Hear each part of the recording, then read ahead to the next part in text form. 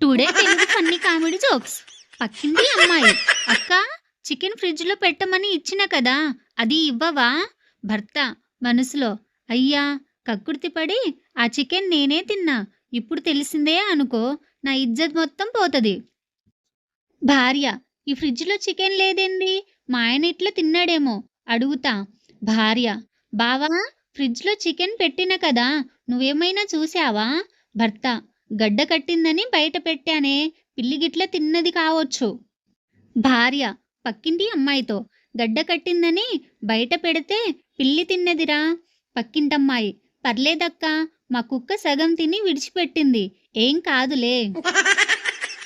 పెళ్లి చూపుల comedy jokes. తండ్రి, అరేయ్! రేపు పెళ్లి సంబంధానికి పోతున్నాం. వాళ్ళు ఎకరం ఇస్తానంటే నువ్వు 4 ఎకరాలు అడగాలి. వాళ్ళు 20,000 పెడతామంటే నువ్వు 30,000 అడుగు. వాళ్ళు బైక్ ఇస్తామంటే నువ్వు కారు అడుగు.